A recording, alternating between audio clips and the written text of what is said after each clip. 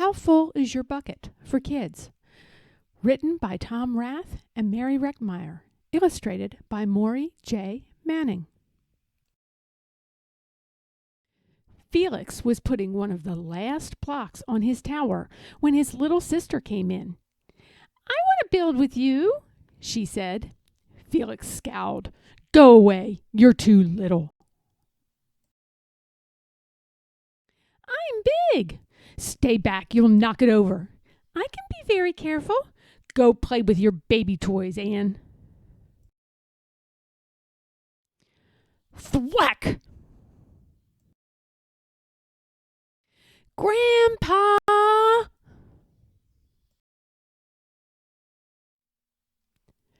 Grandpa shook his head. "Felix, you just dipped into your sister's bucket." Like everyone else, Anna has an invisible bucket. When it's empty, she feels bad. But when it's full, she feels great. Didn't you ever notice your own bucket? Invisible bucket? Sometimes Felix couldn't quite tell when his grandfather was joking. But the next morning, when Felix woke up, there it was, a small gray bucket floating above his head. When Felix came down to have breakfast, his mom was in a hurry. "I've got a meeting this morning, and it's almost time to go." "Anna, sit still." Felix slipped, and the choco wheat scattered across the floor. "Felix!" yelled his mom. "You should have used the stool to reach that."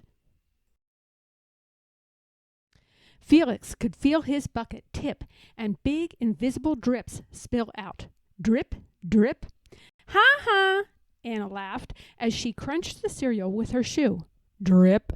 "Get the broom and clean that up before you miss the bus," scolded Mom. With the school bus honking, Felix quickly swept up the choco wheats and grabbed the last blueberry muffin. But before he could even take one bite, Buster jumped up and grabbed the muffin from his hand. Drip. "Hey, look at Felix's new backpack. My baby brother has one just like it." Drip. "Psst, Felix. Psst." Drip. "Watch out, shrimp." Drip. It was still morning, and Felix's bucket felt almost empty. As he watched his classmates walk into the room, he secretly hoped they would trip and fall. That's what it feels like when you have an empty bucket. Felix slumped into his seat and waited for something else bad to happen.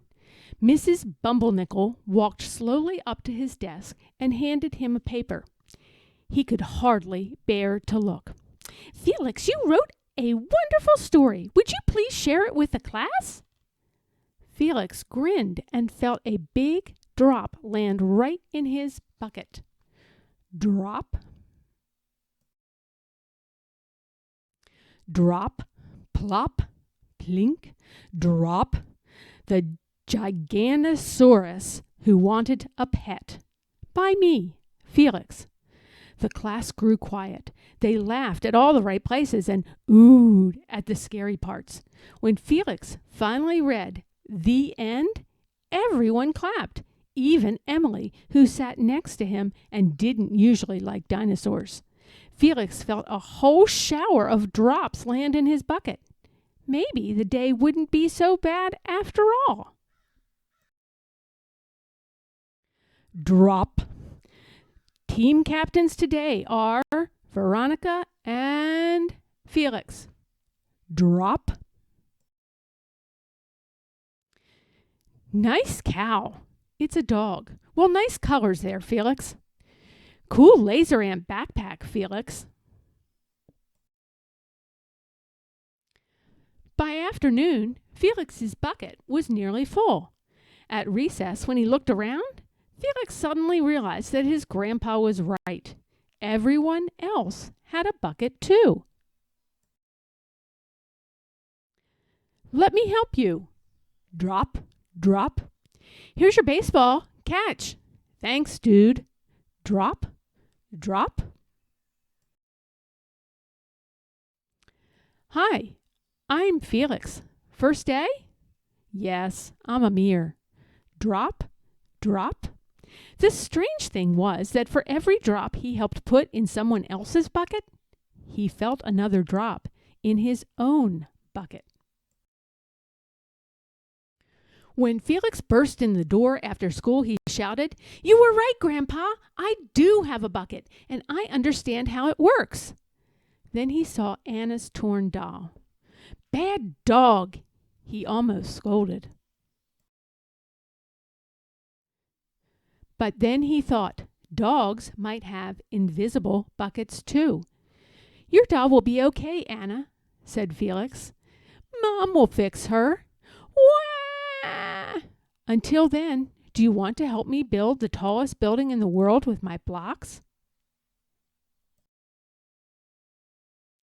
And so they did.